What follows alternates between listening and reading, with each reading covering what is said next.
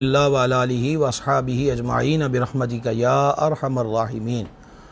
حضور نبی کریم رؤوف الرحیم صلی اللہ تعالی علیہ وآلہ وسلم کے ارشاد اقدس کا مفہوم ہے، جو ایک بار درود شریف پڑھے اللہ کریم اس پہ 10 رحمتیں نازل فرماتا ہے، اور دوسری حدیث میں فرمایا جو 10 مرتبہ درود شریف پڑھے اللہ تبارک و تعالی اس پہ 100 رحمتیں نازل فرماتا ہے۔ رحمتوں کو سمیٹنے کے لیے، رحمتوں سے اپنی جھولیوں کو بھرنے کے لیے یہی ورد ہے کہ ہم صبح و شام اپنے آقا و مولا علیہ الصلوۃ والتسلیم کی ذات سودہ صفات پر محبت، شوق، الفت کے ساتھ ہدیہ الصلوۃ والسلام پیش کرتے رہا کریں۔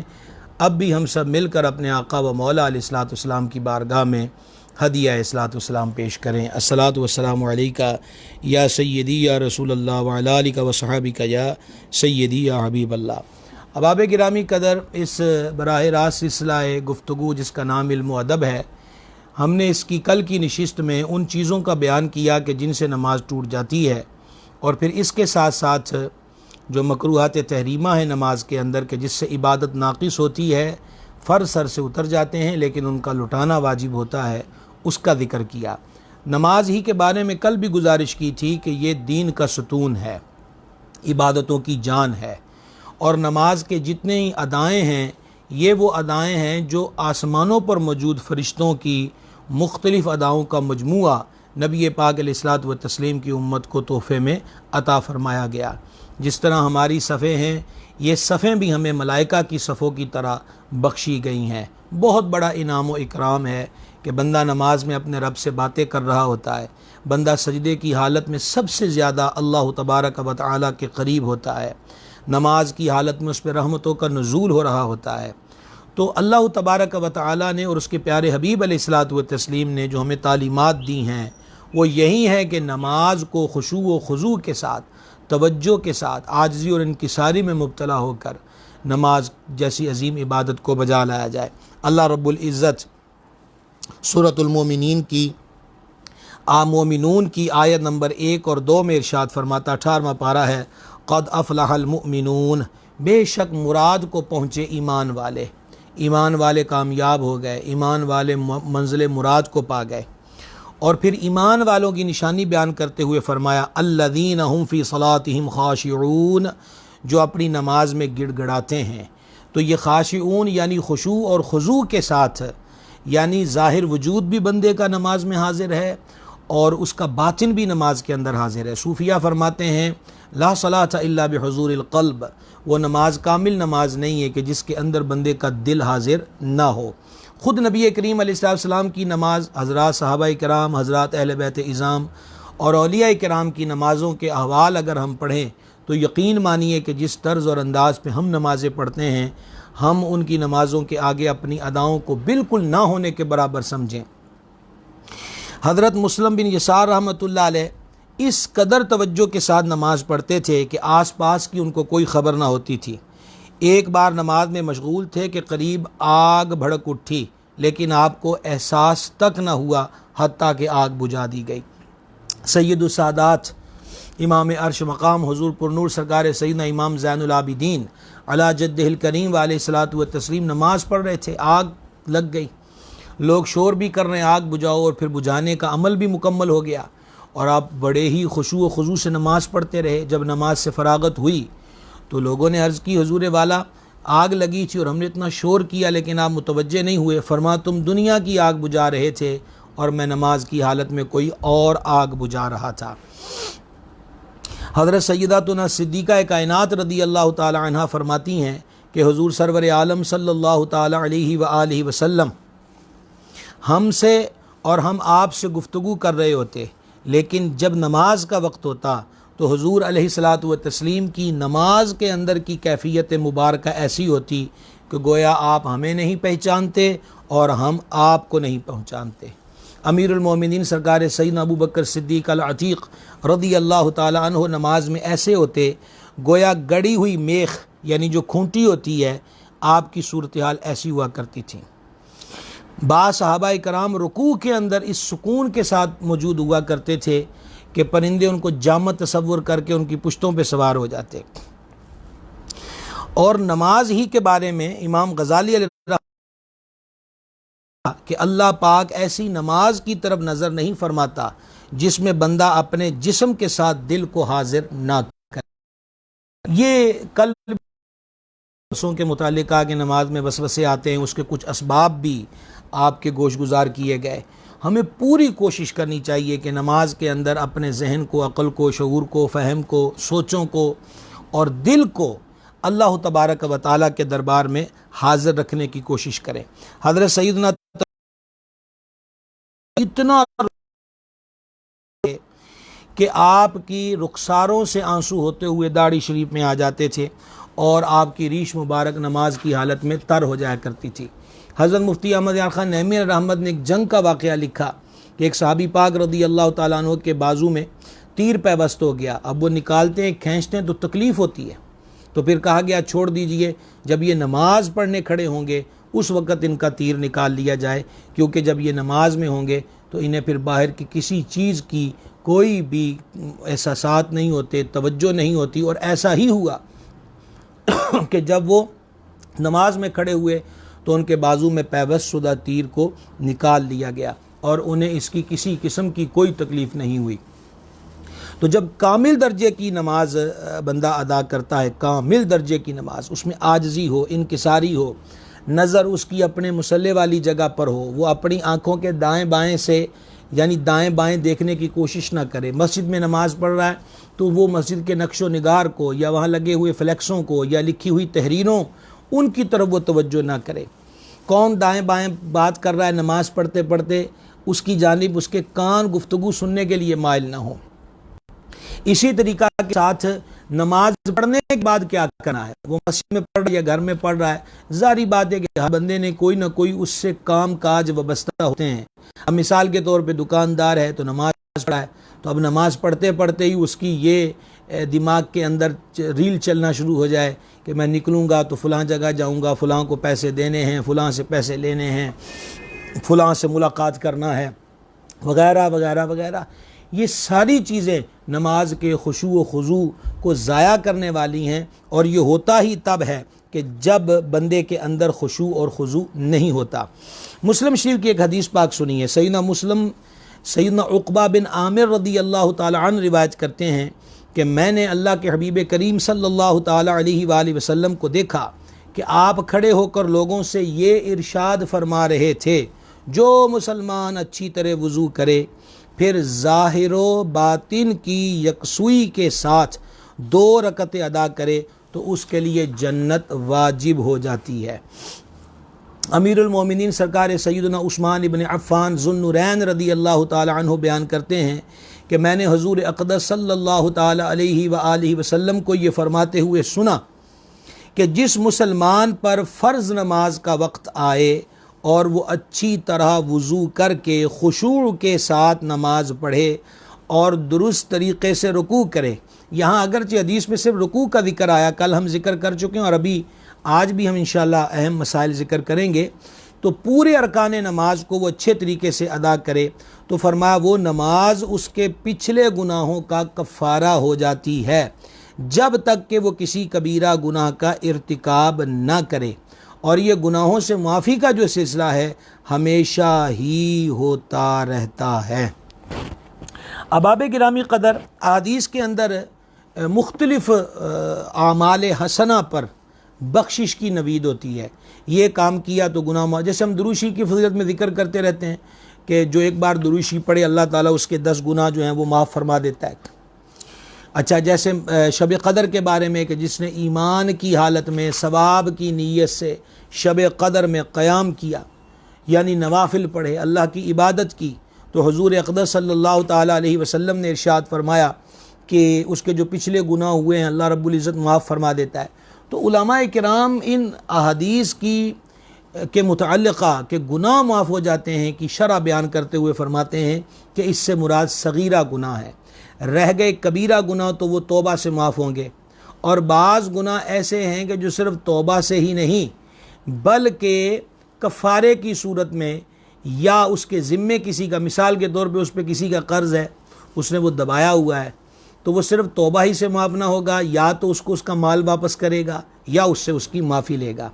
ایسے ہی اگر کسی کا حق مارا ہے، کسی پہ ظلم کیا ہے، کسی کو مارا پیٹا ہے، کسی بھی انداز پر غیبت و چغلی کسی کی کری ہے، کسی کی عزت کو پامال کیا ہے، یہ جتنے بھی گناہ ہیں یہ کبیرہ گناہ ہیں، ان کے لیے توبہ بھی کرنا ہوگی، اور جس بندے کے ساتھ زیادتی و ظلم کیا ہے ان صورتوں میں اس سے معافی بھی لینا پڑے گی۔ تو مطلب یہ نہیں ہے، مثال کے طور پہ حج کی فضیلت میں ارشاد ہوا کہ حاجی اپنے گناہوں سے ایسا پاک ہوتا ہے جیسا اس دن تھا جس دن ماں کے پیٹ سے پیدا ہوا۔ تو اب اس کا مطلب یہ ہرگز نہیں ہے کہ لوگوں کے حقوق جو اس کے سر پر ہیں وہ بھی معاف ہو جائیں گے، وہ تو یہی ایک معاملہ ہے کہ وہ بندے خود معاف کر دیں، یہ ان سے معافی پالے، لین دین کا معاملہ ہے تو چکتا لے یا ان سے معافی مانگ لے، اور آخری سٹیج بچ جاتی جو حدیث پاک میں ذکر ہوا کہ صلح کرواؤ، تمہارا رب بھی قیامت کے دن صلح کروائے گا۔ اور اس ضمن میں نبی پاک علیہ الصلوۃ والسلام نے ایک واقعہ بیان فرمایا جو بروز حشر ہوگا، اور غیب جاننے والے آقا علیہ الصلوۃ والسلام نے اسے پہلے ہی بیان فرما دیا۔ وہ یہ ہے کہ قیامت کے دن ظالم و مظلوم اللہ کے حضور حاضر کیے جائیں گے۔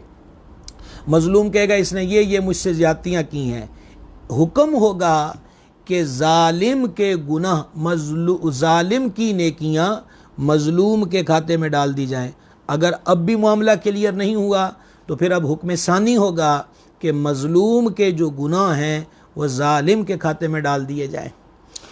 اب اچھا بلا بندہ نیکیاں لے کر گیا ہے لیکن ساتھ زیادتیاں کر کے گیا ہے، تو قیامت والے دن درم دینار تو نہیں چلیں گے، روپے پیسے تو نہیں چلیں گے کہ پیسے دے کر تو معاملہ کلیئر کروا لیا جائے، وہاں تو نیکیاں چلیں گی۔ تو اب اللہ تبارک و تعالی مظلوم کو جو مقدمہ دائر کیے ہوئے اللہ تعالیٰ کے دربار میں، اس کو جنت کے اندر ایک محل دکھائے گا، اور جنت کا محل، جنت کا مکان، سونے چاندی کی اینٹیں اور اس کے اندر میٹیریل کستوری و عنبر کا، اندر سے باہر کا منظر دکھتا ہے، باہر سے اندر کا منظر دکھتا ہے، اور سندس و استبرق کے پردے، ریشمی لباس، مخملی گدے، حور و غلما کی کثرت، تو وہ تو آنکھیں کھلی کی کھلی رہ جائیں گی۔ تو وہ کہے گا الہی یہ کس کے لیے؟ فرمایا جو اس کی قیمت ادا کر دے۔ تو وہ کہے گا مالک اس کی قیمت کون دے سکتا ہے؟ فرمایا تو بھی دے سکتا ہے۔ عرض کی میں کیا قیمت پیش کروں؟ تو فرمائے گا تو اپنے اس مسلمان بھائی کو معاف کر دے۔ چنانچہ وہ جنت کے محل کے حصول کے لیے کہ اتنی بڑی چیز مجھے مل رہی ہے معاف کر دے گا، اور دوڑے گا اپنے اس محل کی طرف۔ تو اس کو کہا جائے گا اکیلا نہ جا، اس کا بھی ہاتھ پکڑ اور اس کو بھی جنت میں ساتھ لیتا چلا جا۔ تو جہاں جہاں بھی حدیث میں گناہ معاف ہونے کی بات آتی ہے اس سے مراد صغیرہ گناہ ہوتے ہیں۔ کبیرہ گناہ ایک توبہ سے معاف ہوں گے، اور جہاں حقوق کا معاملہ ہوگا وہاں حق جس کا مارا گیا ہے کسی بھی طور پر وہ اس سے معافی لینا پڑے گی۔ بات ہو رہی تھی نماز کو پوری توجہ اور پورے خشوع و خضوع کے ساتھ ادا کرنے کی۔ حضرت سیدنا عبداللہ بن مبارک رحمۃ اللہ تعالی علیہ فرماتے ہیں بچپن میں نے ایک عبادت گزار خاتون کو دیکھا تھا، وہ مجھے آج بھی یاد ہیں۔ وہ نماز پڑھ رہی تھیں اور نماز کی حالت میں بچھو نے ان کو 40 مرتبہ ڈنک مارے، لیکن ان کی نماز میں ذرہ بھر بھی فرق نہ آیا۔ جب وہ نماز سے فارغ ہو گئیں تو عبداللہ بن مبارک رحمہ اللہ نے کہا اماں آپ کو اتنی بار بچھو نے ڈنک مارا، آپ نے اس کو ہٹایا کیوں نہیں؟ تو جواب دیا بیٹے ابھی تم بچے ہو، یہ کیسے مناسب تھا کہ میں اپنے رب کے کام میں مشغول تھی تو میں اپنا کام کیسے کرتی؟ یہ اللہ والوں کی نمازیں ہیں، یہ ان کی نمازوں کا عالم اور کیفیت ہے۔ اس ضمن میں مسئلہ بھی ذکر ہو جائے گا اور حدیث بھی سماعت کر لیجئے۔ معجم کبیر میں امام طبرانی نے اس کو نقل کیا۔ حضرت سیدنا عبداللہ ابن عباس رضی اللہ تعالی عنہما روایت کرتے ہیں کہ نبی پاک صلی اللہ تعالی علیہ وآلہ وسلم نے ارشاد فرمایا جب تم میں سے کوئی نماز میں کھڑا ہو تو اپنی آنکھیں بند نہ کرے۔ امام عبد الرؤف مناوی رحمۃ اللہ علیہ اس حدیث کی شرح میں فرماتے ہیں کہ نماز کی حالت میں یعنی عبادت جو کی جاتی ہے اس حالت میں جبراً آنکھیں بند رکھنا یہ یہودیوں کا فعل ہے۔ البتہ اگر کسی بندے کو مثلا صدر الشریعہ بہار شریعت میں لکھتے ہیں کہ نماز میں آنکھ بند رکھنا مکروہ تنزیہی ہے، مگر جب کھلی رہنے میں خشوع نہ ہوتا ہو تو بند کرنے میں حرج نہیں بلکہ بہتر ہے۔ تو جس بندے کو یہ ہوتا ہے کہ اس کی نظر پریشان نظری کا شکار رہتی، کبھی دائیں دیکھ، کبھی بائیں دیکھ، کبھی آنے والے کو، کبھی جانے والے کو، اور پورے ماحول کا وہ جائزہ بھی لے رہا ہے اور نماز بھی پڑھ رہا ہے۔ اور یہ تب ہوتا ہے جب آنکھیں کھلی رکھے، بند رکھے تو ان سے بچا جا سکتا ہے، زیادہ توجہ کے ساتھ وہ نماز پڑھ سکتا ہے، تو لہٰذا وہ اس اعتبار کے ساتھ آنکھیں بند کر کے نماز پڑھے، اس میں اس کے لیے حرج نہیں ہے۔ کس طرح اللہ تعالیٰ کی عبادت کرنی چاہیے، یعنی ایک بہت بڑی بنیادی چیز میں ذکر کر دوں، اور یہ ایسی بات ہے کہ یہ کافی ہے، اور اگر سمجھ میں آ جائے تو مزید کسی چیز کی ضرورت نہیں رہتی۔ مشہور حدیث ہے صحیح مسلم کتاب الایمان کے اندر کہ حضرت جبریل امین علیہ السلام لباس بشریت میں نبی کریم صلی اللہ تعالی علیہ وسلم کی بارگاہ میں حاضر ہوئے، اور انہوں نے نبی پاک علیہ السلام سے کچھ سوالات عرض کیے۔ جان عالم علیہ السلام ان کے جوابات ارشاد فرمائے۔ انہی سوالوں میں سے ایک سوال تھا کہ یا رسول اللہ علیہ الصلوۃ والسلام یہ ارشاد فرمائیے کہ احسان کیا ہے؟ تو نبی پاک صلی اللہ تعالی علیہ وسلم نے ارشاد فرمایا ان تعبد اللہ کأنک تراہ، تو اللہ تبارک و تعالی کی اس طرح عبادت کر کہ جیسا کہ تو اس کو دیکھ رہا ہے۔ فَإِن لَمْ تَكُنْ تَرَاهُ فَإِنَّهُ يَرَاكَ، اور اگر یہ شرف حاصل نہیں ہوتا، اگر یہ کیفیت وارد نہیں ہوتی، تو فرمایا یہ یقین رکھو کہ وہ تمہیں دیکھ رہا ہے۔ اب آپ خود غور کر لیجئے، لوگ سامنے ہوں تو ریاکار لوگوں کا معمول کیا ہوتا ہے؟ وہ زیادہ سے زیادہ تسبیح چلانے کی کوشش کرتے ہیں، زیادہ طوالت کے ساتھ نماز ادا کرتے ہیں، اور ان کے سامنے زیادہ کو وظیفے اور ورد چھیڑنے کی کوشش کرتے ہیں۔ ریاکاروں کی بات ہو رہی ہے، اللہ ہمیں ریاکاری سے بچا لے، خالصتاً اپنی ذات کے لیے عبادت کی توفیق عطا فرمائے۔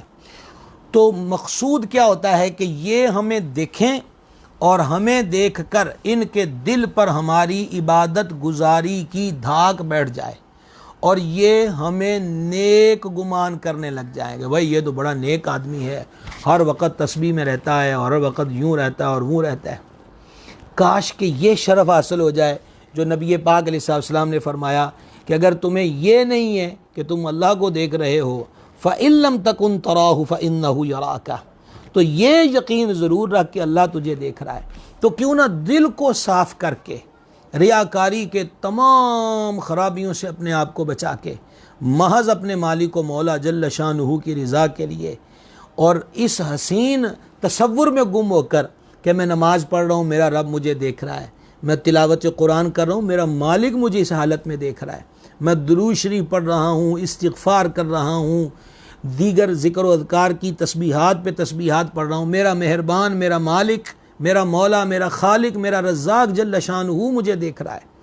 تو اس حسین تصور میں ڈوب کر عبادت کریں گے، لوگ ہمیں دیکھیں گے تو کیا کہیں گے؟ تعریف کر دیں گے، اور یا پھر اس کے بدلے میں یہ ہوگا کہ کوئی عقیدت مندوں کا جھرمٹ لگ گیا تو اس فانی دنیا کا کچھ مال حاصل ہو جائے گا، لیکن ہمارا یہ عمل معاذ اللہ اگر ریاکاری والا ہو اور پھر لوگوں کی واہ واہ بھی مل جائے اور چند سکے بھی جیب میں آ جائیں، تو یہ یہیں کا یہیں ہے، قبر و حشر میں اس عبادت اور ریاکاری سے کیے گئے اعمال کا کوئی اجر اور کوئی ثواب بندے کو حاصل نہیں ہوگا۔ اللہ تبارک و تعالی سورۃ النساء میں فرماتا ہے ان اللہ کان علیکم رقیبا، بے شک اللہ تمہیں ہر وقت دیکھ رہا ہے۔ یہ تصور اگر پک جائے، صوفیہ کرام رحمہ اللہ علیہ فرماتے ہیں گناہوں سے بچنے کا یہ بہترین وظیفہ، بہترین عمل ہے، بہترین چلہ ہے۔ گناہوں سے بچنا، انہوں نے کہا جی گناہوں سے بچنے کا نسخہ، انہوں نے کہا بس ایک گل پکال ہے کہ اللہ دیکھ رہا ہے۔ ایک بزرگ تھے رحمۃ اللہ علیہ، ان کے کئی مرید تھے، لیکن ایک مرید پہ ان کی بڑی خاص توجہ تھی، بڑی شفقت تھی، وہ ان کو اکثر خاص مقامات پہ نوازا کرتے تھے۔ تو اس مرید کے جو پیر بھائی تھے وہ اس بات پر حسد میں مبتلا ہو جاتے تھے کہ حضرت ہم پہ اتنی توجہ کیوں نہیں کرتے، حالانکہ ان کو یہ اعتراض نہیں کرنا چاہیے تھا کہ یہ ویسے ہی طریقت کے خلاف ہے، بلکہ ان کو اپنی کمیوں کا محاسبہ کرنا چاہیے تھا کہ ہم میں کیا کیا کمی ہے کہ ہمارا شیخ ہم پر اس طرح توجہ نہیں فرماتا جس طرح اپنے اس خاص مرید پر متوجہ ہے۔ المختصر، حضرت نے جب دیکھا کہ حسد کی آگ زیادہ جل رہی ہے تو انہوں نے اپنے اس مرید کی جو برتری تھی اس کو ظاہر کرنے کے لیے یہ طریقہ کار اختیار کیا کہ سب کو ایک ایک پرندہ دے کر کہا کہ ایسی جگہ پہ ذبح کرو، مختلف سمتوں پہ پھیل جاؤ، ایسی جگہ پر ذبح کرو کہ جہاں کوئی نہ دیکھ رہا ہو۔ اب کوئی صحرا میں نکل گیا اور دائیں بائیں دیکھ رہا ہے کہ کوئی نہیں دیکھ رہا، کوئی مان لیجئے کہ پہاڑ کی غار میں جا کر ذبح کرنے لگ گیا کہ یہاں مجھے کوئی نہیں دیکھ رہا، وغیرہ وغیرہ وغیرہ۔ سب پرندے ذبح کر لائے سوائے اس مرید کے، اور وہ زندہ ہی پکڑ لایا، ہاتھ میں پرندہ اور چھری۔ حضرت تم نے کہاں ذبح کیا؟ میں نے پہاڑ کی کھو میں، تم نے کہا میں نے صحرا میں، تم نے کہا میں نے جنگل میں، تم نے کہا میں نے جی بند کمرے میں، اور تم ایسے زندہ ہی لے آئے ہو، تم کیوں نہیں ذبح کر کے آئے؟ عرض کی میرے مرشد آپ نے فرمایا تھا ایسی جگہ پہ ذبح کرنا جہاں کوئی نہیں دیکھتا۔ میں جہاں بھی گیا، پہاڑ کی کھو میں گیا، صحراؤں میں گیا، جنگلوں میں گیا، میں بند کمروں میں چلا گیا، تہ خانوں میں چلا گیا، میں جہاں بھی گیا میرا رب تعالی مجھے دیکھ رہا تھا، تو بتائیے کہ میں پھر کہاں ذبح کرتا؟ تو اب حضرت نے باقی مریدوں کی طرف نظر کرتے ہوئے فرمایا، سمجھ گئے ہو کہ میں اس پہ اتنا مہربان کیوں ہوں اور میری شفقتیں اس پر زیادہ کیوں ہیں؟ تو اللہ دیکھ رہا ہے، یہ تصور بند جائے اور یقین کا درجہ حاصل ہو جائے تو ان گنت گناہوں سے بندہ جو ہے وہ بچ سکتا ہے۔ کاش کہ یہ جو تصور ہے یہ ہمیں نصیب ہو جائے۔ تو اللہ دیکھ رہا ہے، اس تصور میں گم ہو کر بلکہ یقین پا کر پھر ایک لمحے کی عبادت بھی بندے کو کہاں لے جاتی ہے۔ حضرت امام ابو القاسم القشیری رحمۃ اللہ علیہ نے اپنے مشہور زمانہ کتاب جو دنیا کے تصوف کی ایک لاجواب کتاب ہے جس کا نام رسالہ قشیریہ ہے، انہوں نے رسالہ قشیریہ میں لکھا ہے کہ حضرت امام حسری رحمۃ اللہ تعالی علیہ فرمایا کرتے تھے، ایک بار بیٹھنا، کس طرح بیٹھنا کہ تمام تر توجہ اللہ کی ذات کی طرف ہو۔ وہ فرماتے تھے اس طرح ایک بار بیٹھنا 1000 حج سے بہتر ہے۔ ایک طرف 1000 حج کو رکھیے اور ایک طرف ایک گھڑی اس توجہ سے کہ ذہن و قلب ہر شے اللہ کی طرف متوجہ ہے۔ تو اگر ہماری یہ حالت نمازوں کے اندر ہو جائے تو خود سوچئے کہ پھر کتنا نور اور سرور اور لطف اور روحانیت ہے جو بندے کو نصیب ہوگی۔ اچھا آپ یہ غور کریں کہ میں نے کل عرض کیا تھا کہ بعض لوگ جانب قبلہ اشتہارات ویزاں کر دیتے ہیں، اس سے بھی نمازیوں کی توجہ بڑھتی ہے۔ اب یہاں پر میں آپ کو ایک روایت سنانا چاہتا ہوں، غور کے ساتھ اس کو سنیے گا۔ سرکار علیہ السلام کے ایک صحابی حضرت ابو جہم رضی اللہ تعالیٰ عنہ، انہوں نے نبی کریم صلی اللہ تعالیٰ علیہ وسلم کو ایک چادر پیش کی جس کو خمیسہ کہتے ہیں، اور یہ نقش و نگار والی چادر جس پہ پھول بوٹے بنے ہوئے ہوں، خوبصورت چادر، وہ سرکار علیہ السلام کی خدمت میں پیش کی۔ جب نبی پاک علیہ السلام نے نماز اسی چادر پاک کو اوڑھ کر حضور علیہ السلام نے نماز پڑھی، اور نماز پڑھتے ہوئے آقا کریم علیہ السلام کی توجہ مبارک اس چادر کے بیل بوٹوں پر، اس کے ڈیزائن، اس کی نقش و نگار پر ہوئی، اور حضور علیہ السلام نے نماز ادا فرما لی، تو آقا نے فرمایا علیہ السلام، میری یہ چادر ابو جہم کے پاس لے جاؤ اور ان سے یہ کہو کہ تم یہ شام کے علاقوں کے اندر، مفتی احمد یاں صاحب نعمی علامت نے لکھا ہے کہ شام کے ایک علاقے کا نام تھا امبیجانیہ، وہاں اس بستی کے اندر چادریں بنتی تھیں، ان پہ ڈیزائن نہیں ہوتے تھے، تو فرما اس سے کہو کہ یہ لے لو اور مجھے وہ چادر دے دو۔ اور آگے کیا فرمایا کہ میں نماز میں اس کے نقش و نگار دیکھنے لگا تو مجھے خوف ہے کہ یہ میری نماز خراب کر دے۔ یہ آقا علیہ السلام کا ارشاد ہے، حضور کی توجہ مبارک اللہ کی ذات سے کبھی ہٹ ہی نہیں سکتی۔ اس میں یقیناً ہمارے لیے سبق ہے، ہمارے لیے درس ہے۔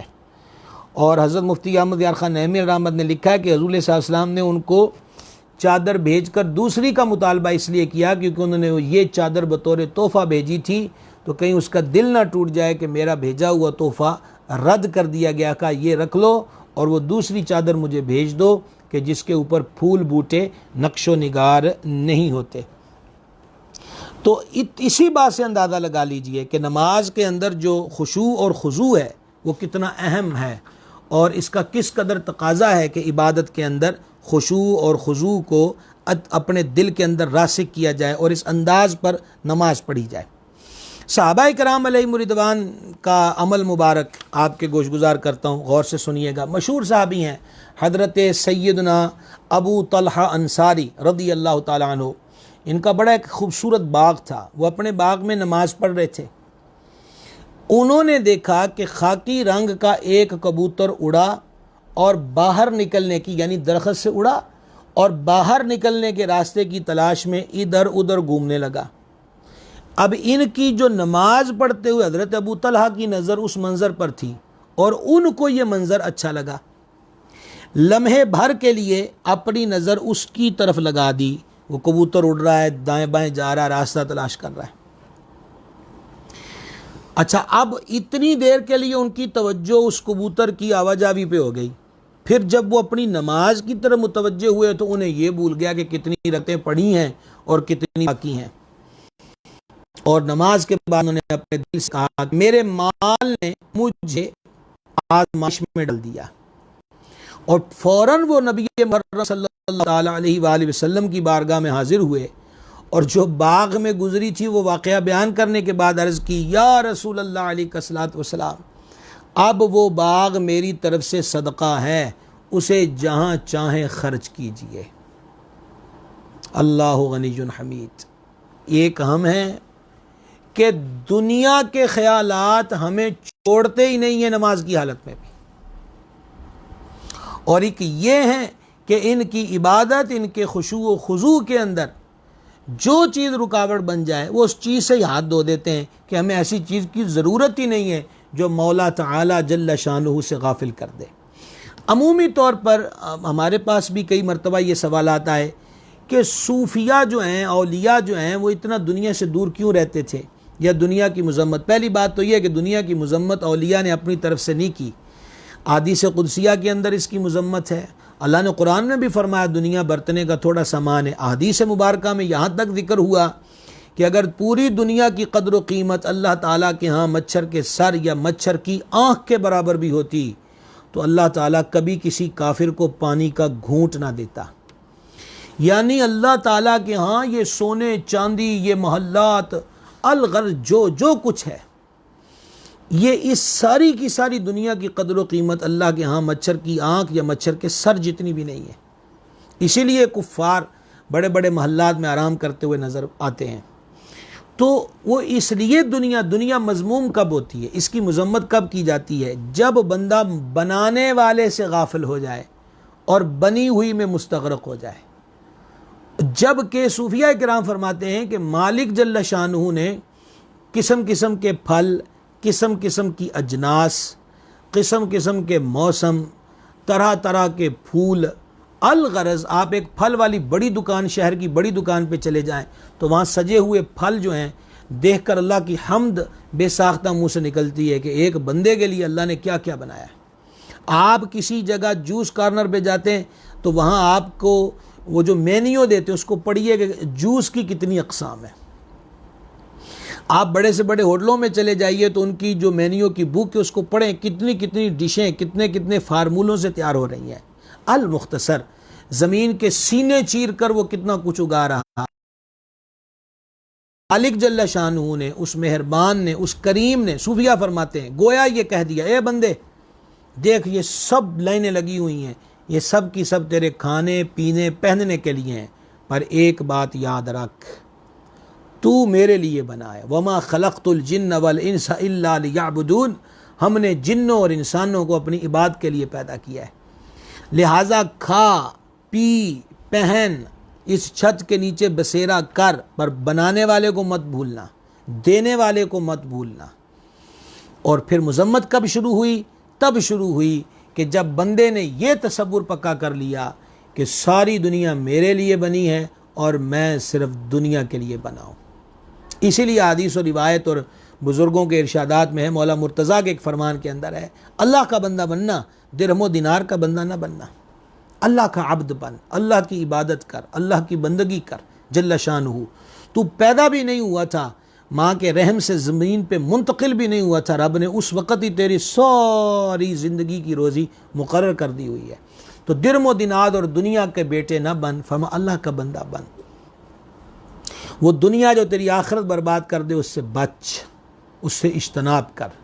تو بعد حضرت ابو طلحہ رضی اللہ تعالیٰ کی ہو رہی تھی کہ ایک نماز کی حالت میں ان کا یہ عالم تھا کہ کبوتر اڑتے پہ توجہ چلی گئی، اور انہوں نے کیا کیا، انہوں نے اپنا باغ ہی اٹھا کر سرکار علیہ السلام کی بارگاہ میں عرض کر دیا، یا رسول اللہ علیہ السلام، اب یہ میری طرف سے صدقہ ہے کہ جس سے میری توجہ رب کی یاد سے ہٹا دی ہے۔ تو خشوع اور خضوع اور پوری توجہ کے ساتھ ہمیں نماز ادا کرنا چاہیے۔ کل مسئلے ذکر ہوئے تھے انگلیوں کو چٹکھانے کے متعلقہ، یہاں تک ہم پہنچے تھے۔ بسم اللہ الرحمن الرحیم۔ اب ایک اور چیز آپ کے گوش گزار کرنا لگا ہوں، تشبیک۔ تشبیک اس کو کہتے ہیں، یہ ہاتھوں کی انگلیوں میں انگلیاں ڈال لینا۔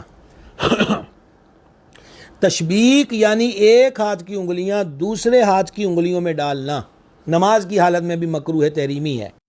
حضور سرور عالم صلی اللہ تعالی علیہ وآلہ وسلم نے فرمایا، جو مسجد کے ارادے سے نکلے، یعنی گھر سے یا دکان سے نماز پڑھنے کے لیے نکلے، تو وہ تشبیک یعنی ایک ہاتھ کی انگلیاں دوسرے ہاتھ کی انگلیوں میں نہ ڈالے، بے شک وہ نماز کے حکم میں ہے۔ نماز کے لیے جاتے وقت اور نماز کے انتظار میں بھی یہ دونوں چیزیں مکروہ تحریمی ہیں۔ ظہر کی سنتیں پڑھ کے بیٹھے، عشاء کی سنتیں پڑھ کے، فجر کی سنتیں پڑھ کے بیٹھے ہوئے ہیں، اب انتظار ہے جماعت کا، تو اس حالت میں بھی انگلیوں میں انگلیاں نہ ڈالی جائیں، اس سے حدیث شریف میں منع فرمایا گیا۔ اور جو بندہ نماز کے انتظار میں بیٹھا ہے، حدیث شریف میں فرمایا بے شک وہ نماز کے حکم میں ہے۔ نماز کے انتظار میں بیٹھا ہوا ایسا ہی ہے کہ جیسے وہ نماز کی حالت کے اندر ہے۔ تو لہٰذا نماز کی حالت میں، نماز کے انتظار میں، اور جب نماز کے لیے جائیں تو ان تمام مواقع پر اپنے ہاتھوں میں انگلیاں ایک دوسرے کی انگلیوں میں نہ ڈالی جائیں، جس کو عمل تشبیک کہا جاتا ہے۔ کمر پہ ہاتھ رکھنا نماز کی حالت میں، یہ بھی مکروہ تحریمی ہے۔ اور نماز کے علاوہ بھی بلا عذر کمر پر یعنی دونوں پہلوؤں کے وسط میں ہاتھ نہیں رکھنا چاہیے۔ ایک اور بہت اہم چیز نماز کی حالت میں، ایک اور بڑی اہم چیز ہے، اور وہ ہے آسمان کی طرف دیکھنا، وہ بھی نماز کی حالت میں۔ نماز پڑھ رہے ہیں، اوپر دیکھنا۔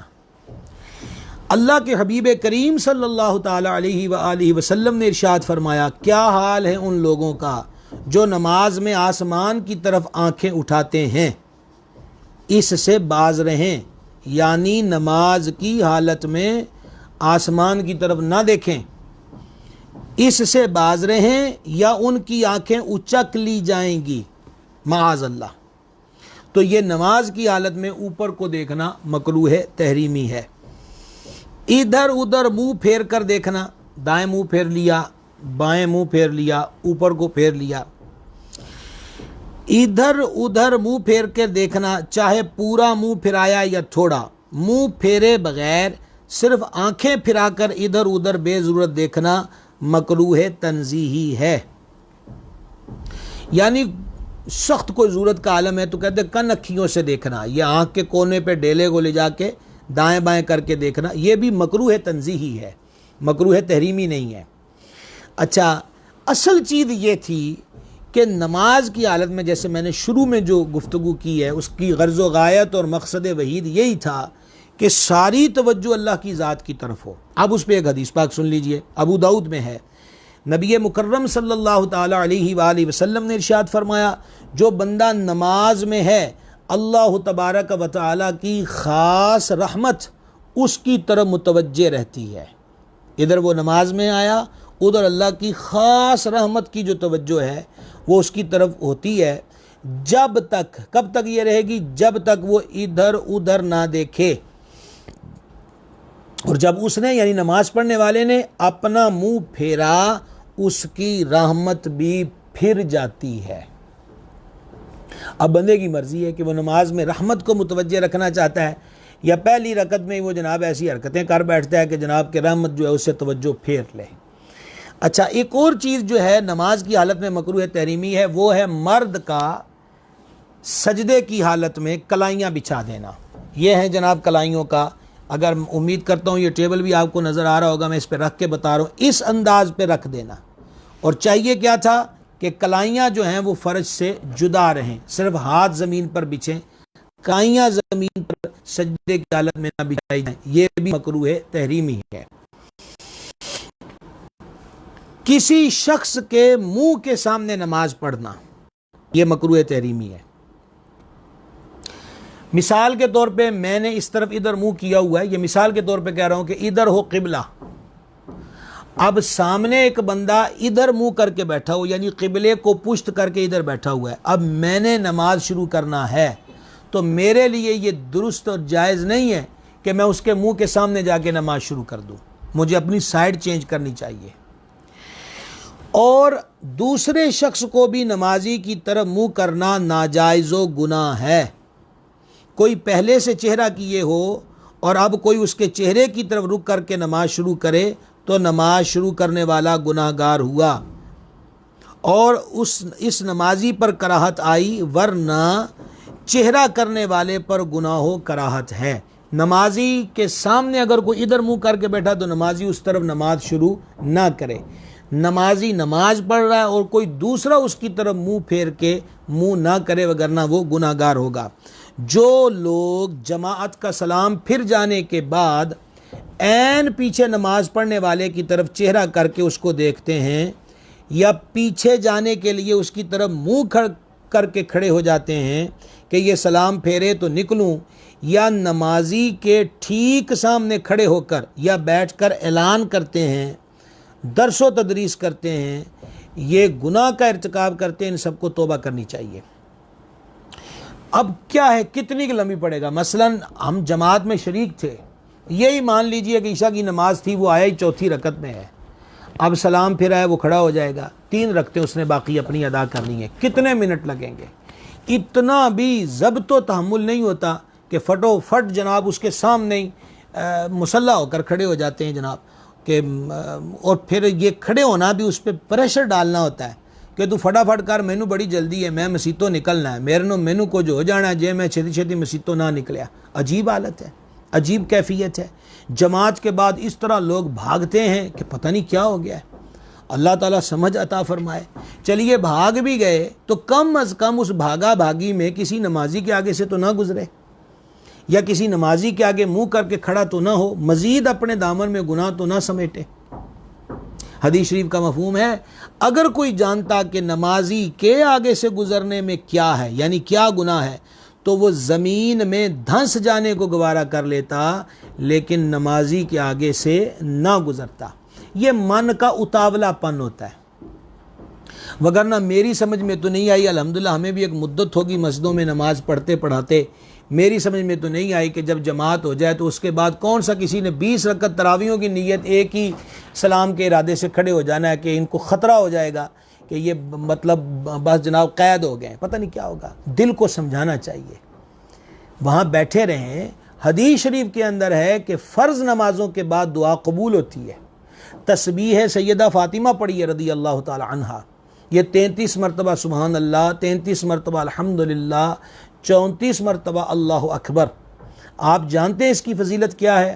بعض صحابہ کرام علیہ رضوان جو مالی طور پہ بہت کمزور تھے، وہ حضور اقدس علیہ الصلاۃ والسلام کی بارگاہ میں حاضر ہوئے اور عرض کی، یا رسول اللہ علیہ الصلاۃ والسلام، ایک تو ہمارے پاس مال نہیں، مال میں جو ہمارے مسلمان بھائی مالدار ہیں وہ ہم پہ فوقیت لے گئے، دوسرا یہ کہ ان کے پاس مال ہے، وہ صدقہ و خیرات کرتے ہیں، اس کا ثواب الگ سے پاتے ہیں، ہم اس سے بھی محروم ہوئے، تیسری بات وہ خود جہاد میں جاتے ہیں یا سامان جہاد فراہم کر کے اجر پاتے ہیں، ہم اس سے بھی گئے، چوتھی بات یہ ہے کہ وہ حج فرض ہوتا ہے ان پہ حج کرتے ہیں، حج کا ثواب پاتے ہیں، ہم اس سے بھی گئے۔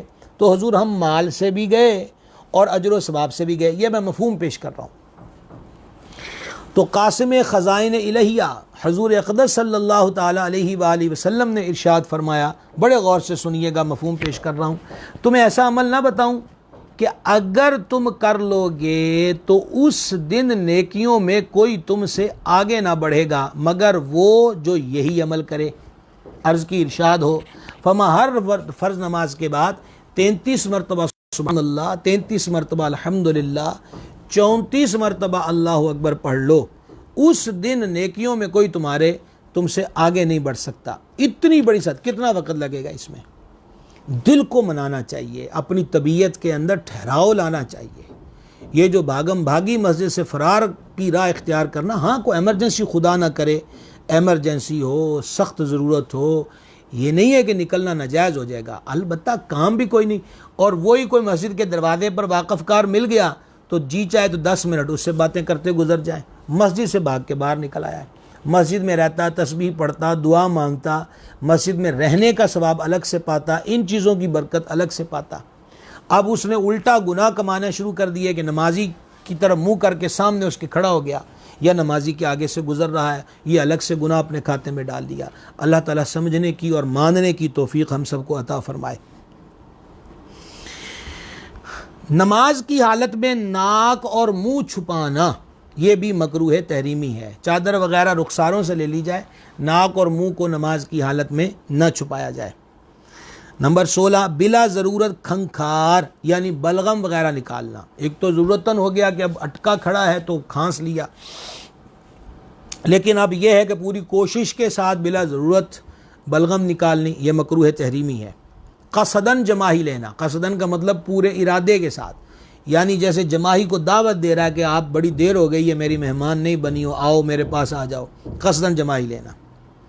اگر خود بخود نماز کی حالت میں جماہی آ گئی ہے تو اس میں قصور کوئی نہیں ہے, مگر روکنا مستحب ہے. حضور پر نور صلی اللہ تعالی علیہ وآلہ وسلم نے فرمایا, جب نماز میں کسی کو جماہی آئے تو جہاں تک ہو سکے روکے کہ شیطان منہ میں داخل ہو جاتا ہے. یہ صحیح مسلم کی حدیث ہے جو میں نے آپ کو ابھی سنائی ہے. تو اس لیے اس سے بچے, اور وہ طریقہ کار ہم پچھلی نشست میں ذکر کر چکے ہیں کہ دانتوں سے ہونٹوں کو دبا لے, ٹھیک ہے. تو اور دوسری بات یہ ہے کہ اس کو زیادہ ہونٹوں کو بھینچ لے, اور اگر اب بھی اس کا اختیار ہے تو ہاں کا کی آوازیں جو ہیں اس سے اپنے آپ کو بچائے, نماز میں ہو یا غیر نماز میں ہو. نمبر 18, الٹا قرآن مجید پڑھنا. الٹا قرآن مجید پڑھنا یعنی کہ جیسا کہ پہلی رکعت میں سورہ تبت یدا پڑھ لی اور دوسری میں اذا جاء نصر اللہ. پہلی میں قل اعوذ برب الناس پڑھ لی اور دوسری میں قل اعوذ برب الفلق. نماز اور غیر نماز دونوں حالتوں میں ایک روایت ہم نے ذکر کی تھی غلط مسائل کی نشاندہی والی نشست میں, کہ وہ بندہ ڈرتا نہیں ہے کہ اس کا دل الٹ دیا جائے جو الٹا قرآن پڑھتا ہے. اور میں نے اس روز بھی عرض کیا تھا کہ بعض جہلاء ہیں جو جاہلانہ طور پر الٹے سیدھے عمل لوگوں کو بتاتے ہیں, اور بہت سارے غیر مسلم بھی ان حرکتوں کا ارتکاب کرتے ہیں. ان سے ہم کیا کہیں جب اپنے گھر میں ٹکنے کو تیار نہیں ہیں, جن کو اپنے گھر پر ہی یقین و اعتماد نہیں ہے, غیروں کی کہانی یاد رہی اور اپنا فسانہ بھول گئے, جن کو اللہ اور اس کے رسول کے احکامات پہ بھروسہ نہ رہا, اور وہ چوڑے چماڑوں کے ہاں اپنے کالے جادو کے چکروں میں اور جادو ٹونے کے چکروں میں, تویز دھاگے کے چکروں میں اب ان کے ہاں وہ چکر لگا رہا ہے. تو جناب اس کا کیا مطلب ہے؟ یہ وہ خود اپنے آپ کو رول رہا ہے, وہ اپنے آپ کو خود رسوائی کے گھڑے کے اندر گرا رہا ہے. تو بالکل ایسے وظیفے کہ جس میں معاذ اللہ قرآنی آیات میں بگاڑ لایا جائے, تغیر لایا جائے, الفاظ کھائے جائیں, بالکل ایسے وظیفے ہرگز پڑھنا جائز نہیں ہے. جادو ٹونا, قل اعوذ برب الفلق, قل اعوذ برب الناس, دونوں صورتیں پڑھیے, یقین سے پڑھیے, آیت الکرسی پڑھیے, اپنے اوپر پھونک ماریے, ہاتھوں پہ پھونک مار کے سارے جسم پہ پھیریے, انشاءاللہ عز و جل جادو ٹونا قریب بھی نہیں رہے گا. لیکن بیان میں نکتہ توحید تو آ سکتا ہے, مگر تیرے دماغ میں بت خانہ ہو تو کیا کہیے. ضرورت صرف اس بات کی ہے کہ درجہ جو ہے وہ یقین کا حاصل ہونا چاہیے. وقت جناب آج بھی کافی ہو گیا, لیکن ابھی مسئلے باقی ہیں, وہ انشاءاللہ میں آپ کی خدمت میں پیش کرتا ہوں. سبحان اللہ الکریم. کسی واجب کو ترک کرنا, واجبات نماز کی ایک فہرست ہے, واجب کا ترک کرنا یہ مکروہ تحریمی ہے. مثلا قومہ, جب ہم سمیع اللہ لمن حمیدہ کہہ کے نماز سے کھڑے ہوتے ہیں تو اس کھڑے ہونے کو قومہ کہتے ہیں. اور جلسہ, دو سجدوں کے درمیان جب بیٹھا جاتا ہے تو اس بیٹھنے کو جلسہ کہتے ہیں. قومہ اور جلسہ میں پیٹھ سیدھی ہونے سے پہلے ہی رکوع یا دوسرے سجدے میں چلے جانا۔ اس گناہ میں مسلمانوں کی اچھی خاصی تعداد ملوث نظر آتی ہے۔ یاد رکھیے جتنی بھی نمازیں اس طرح پڑھی ہوں گی سب کا لوٹانا واجب ہے۔ اب آپ ذرا توجہ فرمائیں گے، یہ مانیے کہ میں گیا رکوع کے اندر، یہاں تک بالفرض بطور مثال ہے رکوع کیا، تو اب سمیع اللہ لمن حمیدہ کہہ کر تھا کہ میں کمر کو سیدھا کرتا، لیکن کیا کہ یہ رکوع تھا، رکوع سے اتنا ہی اٹھے اور چھلانگ لگا دی سجدے کی طرف، اور واجب کیا تھا کہ سمیع اللہ لمن حمیدہ، ایک تو سمیع اللہ کی سین کا آغاز رکوع سے کرتا، رکوع میں ہے تو یہاں سے کرے سمیع اللہ لمن حمیدہ، سیدھا کھڑا ہو جائے، کم از کم ایک بار سبحان اللہ کہنے کی مقدار اس پہ کھڑا ہونا ضروری ہے۔ اب کمر سیدھی نہیں کی اور تھوڑا سا خم تھا اور جھٹ سجدے کے اندر چلے گئے، واجب چھوڑ دیا۔ اسی طریقہ کے ساتھ دو سجدوں کے درمیان، اب یہ جناب مانیے کہ یہ ہے سجدہ، اب اللہ اکبر کہہ کے ضروری تھا کہ سیدھا بیٹھتا، لیکن کیا کہ سجدے سے سر اٹھایا اللہ اکبر، ابھی اتنا اٹھائے آدھا اور پھر سجدے میں چلا گیا، واجب چھوڑ دیا۔ واجب کیا تھا کہ سجدے سے سر اٹھاتا، اللہ اکبر کہہ کے سیدھا بیٹھتا، کم از کم ایک بار سبحان اللہ کہنے کی مقدار، اور وہ پھر دوسرے سجدے کی طرف چلا جاتا۔ یہ اس طرح کی جتنوں نے بھی نمازیں پڑھی ہیں وہ ساری نمازیں لٹانی واجب ہیں، ساری کی ساری نمازیں لٹانا واجب ہے۔ پتہ نہیں اس جلد بازی کے پیچھے کیا خانہ پوری ہے، جسٹ فارمیلٹی ہے، نماز کی اہمیت کا اندازہ نہیں ہے ہمیں کہ نماز کیا ہے۔ کربلا معلیٰ والوں کی نمازیں بھول گئے ہم، کہ جب 10 محرم کو عین دن کے وقت تیروں کی برسات ہو رہی تھی تو سید السادات امام عرش مقام حضور پرنور سرکار امام حسین علی جدہ الکریم علیہ الصلوۃ والتسلیم سے آپ کے مصاحب خاص نے کہا سیدی ظہر نہ پڑھ لیں، تو امام عرش مقام کی لبوں پر مسکراہٹ آئی اور مسکرا کے فرمایا اللہ تیرا حشر نمازیوں میں کرے کہ تو اس حال میں ہمیں نماز یاد دلاتا ہے۔ ان یزیدیوں سے کہو کہ کچھ دیر کے لیے تیروں کو روکیں تاکہ علی المرتضیٰ کا بیٹا اپنی زندگی کی آخری ظہر پڑھتا چلا جائے۔ تیروں میں بھی نمازیں، تلواروں کی کھنک میں بھی نمازیں، میدان جہاد کے اندر بھی نمازیں، اور وہ بھی پورے خشوع اور پورے خضوع کے ساتھ، پوری توجہ اور انہماک کے ساتھ۔ ہمیں کیا ہو گیا ہے، ایک تو نکلے ہی نہیں، اور اب نکل ہی آئے ہیں تو اب نماز اتنا بوجھ بن گئی ہے کہ اس میں سکون و طمانینت ہی نہیں، اس میں استقرار نہیں، اس میں ٹھہراؤ نہیں ہے۔ میرے بھائیوں، جن کی طبیعتوں میں اس طرح کی جلد بازی ہے وہ اپنی ان طبیعتوں پہ کنٹرول کریں، اپنے آپ کو سمجھائیں اور اس نفس کو پابند کریں کہ میں نے توجہ سے نماز پڑھنی ہے بس۔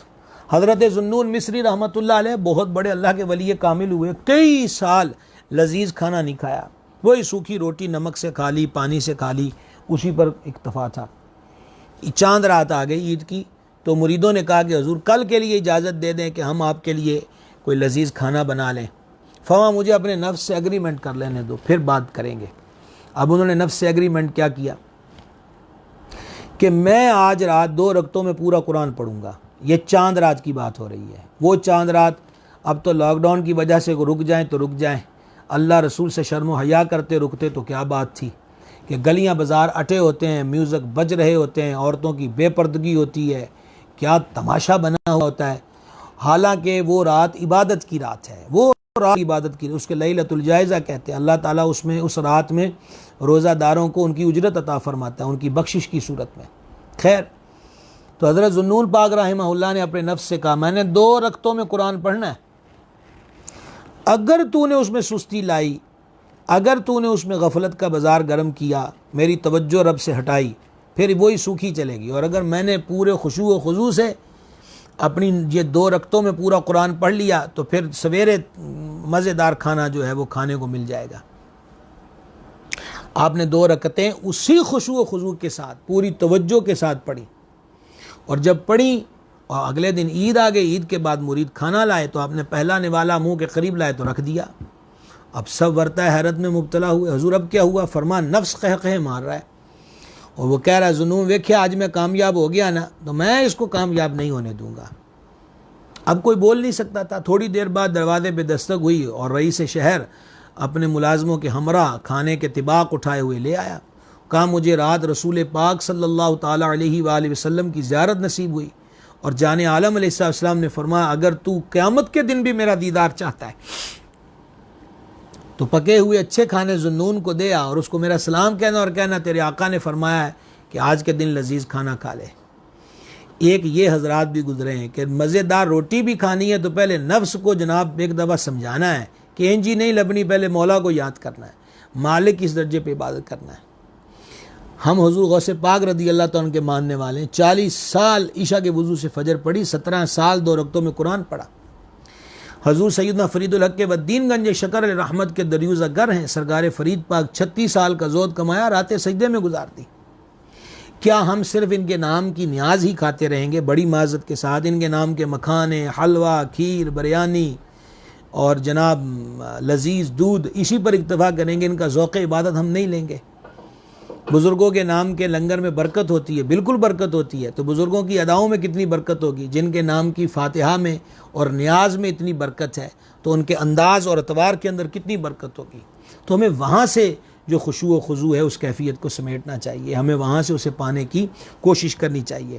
تو رکوع سے جب اٹھیں سمیع اللہ لمن حمیدہ کہہ کے تو سیدھی کمر کر کے کم از کم ایک بار سبحان اللہ کہنے میں جتنا ٹائم لگتا ہے، اور 2 سجدوں کے درمیان جب سجدہ کر کے اٹھیں اللہ اکبر سیدھا بیٹھ جائیں اور پھر دوسرے سجدے کی طرف جائیں۔ یہ بھاگم بھاگی والا چکر جو ہے وہ اس میں نہیں ہونا چاہیے، اس سے بچنا چاہیے۔ ابھی مسائل اور بھی ہیں اور انشاءاللہ عز و جل کل بھی اسی عنوان پر ہم بات کریں گے، کیونکہ کچھ سوالات ہیں، میں کل کے سوالات بھی چھوڑے ہوئے ہیں، وہ بھی چاہتا ہوں کہ آپ کے گوش گزار کروں۔ اور اگر آپ سمجھتے ہیں کہ یہ جو کل سے سلسلہ چلا ہے یہ بھی ہماری نمازوں کے لیے ضروری ہے تو آپ کے پاس شیئر کرنے کا آپشن ہوتا ہے، اس کو ضائع نہ کیا کریں، ضرور شیئر کیا کریں تاکہ دوسروں تک بھی یہ میسج پیغام چلا جائے۔ ایک مسئلہ بھی کسی کا نماز کا معاملہ جو ہے وہ ٹھیک ہو جائے گا تو انشاءاللہ ہم سب کے لیے بڑی برکتیں پانے کا ذریعہ بن جائے گا انشاءاللہ تعالی۔ بسم اللہ۔ ایک سوال ہمارا کوٹ اردو سے ندیم اصغر صاحب کا 3-4 دن سے ادھار چل رہا ہے۔ انہوں نے سوال پوچھا تھا مچھلی فارم پر زکوٰۃ کے بارے میں۔ تو گزارش یہ ہے کہ جو مچھلیاں تالاب میں لا کر ڈالی گئیں وہ بیچنے کے ارادے سے ہی ڈالی گئیں، لہٰذا وہ مال تجارت ہو گیا، اور زکوٰۃ واجب ہونے کے لیے یہ 3 چیزیں ہوا کرتی ہیں، سونا چاندی ہو گیا، اور چرائی کے جانور جو ہوتے ہیں مطلب ان کی ایک مخصوص تعداد ہے، اور پھر تیسرے نمبر پر مال تجارت ہے۔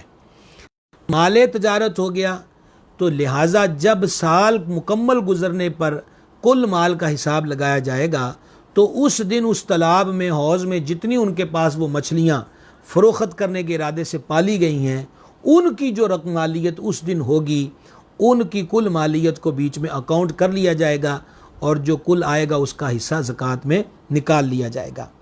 دوسرا مسئلہ ہم سے یورپ کے متعلقہ پوچھا گیا تھا کل نماز عید الفطر کے لیے کہ مسجدیں بند ہیں تو ہم عید کی نماز، تو اکیلا بندہ تو عید کی نماز پڑھ نہیں سکے گا، تو لہٰذا جب ان کو پرابلم ہے اور اس پرابلم میں ان کا اپنا قصور بھی کوئی نہیں ہے تو اس صورت کے اندر اب وہ نماز عید جو ہے اللہ کی بارگاہ میں دعا کریں کہ اس سے پہلے ہی مسجدیں کھل جائیں اور نماز عید پڑھنے کا اہتمام ہو سکے، بھلا اکیلا بندہ نماز عید نہ پڑھ سکے گا۔ اور تیسرا سوال مجھے جہاں تک یاد ہے پیر محل سے تھا کہ کسی کو بلڈ پریشر یا دل والا معاملہ جو ہے یہ پیش آ گیا تو وہ نماز کی حالت میں گولی زباں کے نیچے رکھنا۔ تو ہم نے ایک مسئلہ شکر کے بارے میں ذکر ہوا تھا اور وہ جو چنے کی مقدار ہوتی ہے، یہ مسئلے ہم نے کل ذکر کیے تھے، ان پر قیاس کرتے ہوئے اس کو دیکھیں کہ اگر وہ گولی گھل کر حلق سے نیچے اتر دی جائے گی تو ایسی صورت کے اندر نماز ٹوٹ جائے گی۔ یہ 3 مسئلے تو مجھے یاد تھے، ان کے جوابات میں نے عرض کر دیے۔ جی باقی آپ سوال لائیں گے۔ محمد لطیف صاحب کا سوال ہے کہ تشہد میں انگلی کس وقت کھڑی کرنی چاہیے اور کب واپس ہو جائے؟ تشہد میں اشہد اللہ الہ الا اللہ، یعنی اشہد اللہ کے لام پہ کھڑی کریں گے اور اللہ پر انگلی کو نیچے کر دیں گے. جی نور آصف صاحب کا سوال ہے کہ حضور کبھی کبھی ایسا ہوتا ہے کہ جب میں نماز پڑھ رہا ہوتا ہوں تو ایک بدعقیدہ میرے ساتھ آ کر کھڑا ہو جاتا ہے جس سے مجھے بہت کوفت ہوتی ہے، اس صورت میں کیا کرنا چاہیے؟ رہنمائی فرمائیں. اس میں آپ کا ذاتی اختیار تو ہے نہیں ہے کہ مثال کے طور پر اب اس میں آپ اپنی نماز ادا کرتے رہیں، آپ کا اپنا اس میں قصور کوئی نہیں، آپ کا ذاتی فعل اس کے اندر کوئی نہیں ہے. اللہ تعالیٰ اس کا حل بھی کوئی غیب سے مدد فرما دے. محمد عزیر صاحب کا سوال ہے کہ اعتکاف کرنے والے حضرات کے لیے کوئی وظیفہ فرما دیں. دوبارہ کہیں گے؟ اعتکاف کرنے والے حضرات کے لیے کوئی وظیفہ ارشاد فرما دیں. نبی پاک علیہ السلام نے 4 عمل بتائے ماہ رمضان میں کرنے کے لیے. 2 لا الہ الا اللہ محمد رسول اللہ، اس کی کثرت. دوسرا استغفر اللہ، استغفار کی کثرت. 2 دعائیں، ایک جنت کا سوال، ایک دوزخ سے پناہ. اور باقی معتکف کوشش کریں ختم قرآن کریں دوران اعتکاف، بڑی برکت ہے. کلمہ شریف زیادہ سے زیادہ پڑھیں، درود شریف کی کثرت کریں اور ذکر اذکار کے اندر مصروف رہیں. اور میں نے ایک دن گزارش کی تھی کہ جس ذکر کی طرف طبیعت مائل ہے، مثلا آپ ابھی استغفار کی 2 تسبیح کر چکے تو اب دل چاہتا ہے درود شریف پڑھیں، فوراً درود شریف شروع کر دیں. درود شریف پڑھتے پڑھتے من چاہا کہ اب طبیعت مائل ہے کہ ذوق میں آ کر کلمہ پڑھیں گے تو اب اس طرح متوجہ ہو جائیے. سارے ذکر اسی کے ہیں، سارے نام اسی کے ہیں، ساری یادیں اسی کی ہیں، برکت ہی برکت ہے. جی علی رضا نشائی صاحب کا سوال ہے کہ اگر اعتکاف کیا گیا اور مسجد میں تراویح پڑھانے والا بدعقیدہ ہو اور اب اس مسجد میں تراویح اس کے پیچھے پڑھنا کیسا ہے جبکہ مسجد الحمدللہ؟ جس بدعقیدہ کی بدعقیدگی حد کفر کو پہنچی اس کو امام بنانا جائز نہیں ہے. اس کے پیچھے تراویح نہ پڑھیں، اپنی تراویح پڑھیں اور اپنا اعتکاف جاری رکھیں. اس کے تراویح پڑھانے کی وجہ سے اعتکاف پہ کوئی اثر نہیں آئے گا. جناب والا یہ علی رضا نشائی صاحب کا اوپر نام آ رہا جی. طارق مان صاحب ہیں جناب، قاری رفیع اللہ صاحب ہیں غالباً، اور شعبان جٹ صاحب ہیں، نور آصف صاحب ہیں جی، جناب محترم سید ابرار حسین شاہ صاحب ہیں جی، ڈاکٹر عبد الکریم صاحب، علی بھٹی صاحب سلام کہہ رہے ہیں، وعلیکم السلام. قمر عباس صاحب دعا کا کہہ رہے ہیں جی، مالک آپ کو قمر عباس صاحب کامل شفا عطا فرمائے، صحت عاجل عطا فرمائے. محمد آصف ندیم قادری صاحب آپ کو بھی خوش آمدید. صاحبزادہ محمد مزمل خوش آمدید. محمد لطیف صاحب مالک سلامت رکھے. محمد اکرام صاحب جناب آپ کو بھی خوش آمدید. ملک ذیشان صاحب جی چشتیاں سے ملک شبیر سلام کہہ رہے ہیں، علیہ کا علیہ السلام، میرا بھی ان کو سلام کہیے گا. حاجی انصر قادری صاحب میرپور سے خوش آمدید. قاری خضر حیات امینی صاحب حضرت آپ کو بھی خوش آمدید. سیفی سونڈ والے ہمارے بھائی اہلا و سہلا. محمد ندیم قادری صاحب دبئی سے آپ کو بھی خوش آمدید جناب. محمد ذیشان علی آپ کو جناب خوش آمدید، آپ نے دعا سے نوازا، بڑی محبت. حضرت مولانا شہباز قادری صاحب ہیں جناب گڑھ سے، خوش آمدید.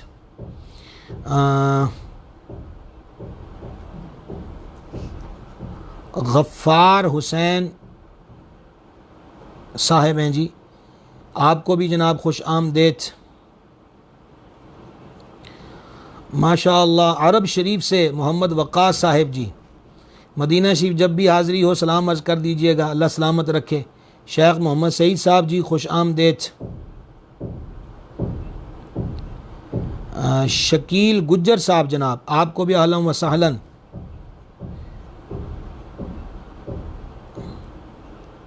شوکت خان صاحب جناب، خان صاحب آپ کو بھی خوش آمدید. رانا غلام قادر جویہ صاحب آپ کو بھی خوش آمدید. قاری محمد انعام الحق قادری رضوی صاحب جناب آپ کو بھی محترم قاری صاحب خوش آمدید، اہلا و سہلا. محمد عظیم اعظم علوی صاحب اہلا و سہلا. میاں عرفان مصطفی صاحب آمدید کہتے ہیں. اویس ناصر صاحب خوش آمدید. وقار احمد وقار صاحب آپ کو بھی خوش آمدید.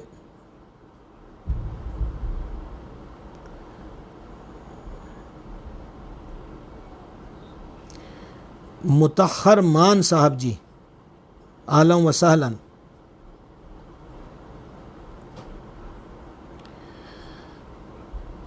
ندیم اصغر گل صاحب جناب، آپ کو بھی خوش آمدید۔ ندیم اصغر گل صاحب کا مجھے میرا خیال ہے جو ہماری پوسٹ لگی تھی اس کے نیچے میں نے سوال پڑھا تھا التحیات کے بارے میں، تو آپ کے وہ سوالات جناب کل آ رہے ہیں انشاءاللہ، اس کا تفصیلی یعنی وہ مسئلے ہم بیان کریں گے کہ سنت غیر مؤکدہ میں اور سنت مؤکدہ میں پہلی التحیات میں کہاں تک پڑھنا ہے، اور اسی سے ریلیٹڈ جمی مسائل کل آ رہے ہیں۔ سارے یہ مسئلے بڑے ضروری ہیں اور آپ سب کو اس میں شرکت کرنی چاہیے، اللہ خوش رکھے۔ رانا محمد نوید صاحب کو خوش آمدید جناب۔ غالباً یہ جی قیوم صاحب ہیں، قیوم خان صاحب، آپ کو بھی خوش آمدید۔ محمد خان صاحب، آپ کو بھی خوش آمدید۔ چوہدری جنید ارشد صاحب، اہلا و سہلا۔ عبد الرزاق کمبو صاحب کمالیہ سے، جناب آپ کو بھی خوش آمدید۔ فیض رسول صاحب ہیں جی، اہلا و سہلا۔ رضوان موبائلز، اچھا ماشاءاللہ رضوان یہ المدینہ لائبریری فیصل آباد والے ہیں، بڑی اچھی لائبریری انہوں نے بنائی ہے، اللہ تعالیٰ اور بھی اس میں برکت عطا فرمائے۔ تو میں جناب بارے دیگر عرض کرنا چاہتا ہوں کہ آپ سب چیک کر لیا کریں کہ آپ شیئر کرنا کہیں بھول تو نہیں گئے، بھول گئے ہیں تو ابھی اس آپشن کو اختیار کر لیا کریں تاکہ یہ اور بھی حضرات جو آپ کی آئیڈیوں پہ آپ سے وابستہ ہیں ان تک بھی یہ نماز کے جو اہم مسائل ہیں وہ بہتر طریقے سے پہنچ جائیں۔ حافظ نور صاحب، حافظ مولانا حافظ نور کھچی صاحب جناب خوش آمدید۔ حافظ رضوان سلطانی صاحب، آپ کو بھی اہلا و سہلا۔ اسرار جوئیہ صاحب خوش آمدید جناب کو بھی۔ نماز کے اہم مسائل کا یہ تیسرا حصہ کل ہم انشاءاللہ عز و جل ذکر کریں گے انشاءاللہ تعالی۔ غلام قادر صاحب سلام کہہ رہے ہیں جی، وعلیکم السلام ورحمۃ اللہ، اللہ کریم برکت دے جی۔ نور آصف صاحب سلام کہہ رہے ہیں جی، وعلیکم السلام ورحمۃ اللہ۔ محمد مبشر قادری صاحب جی گڑھ سے، اہلا و سہلا۔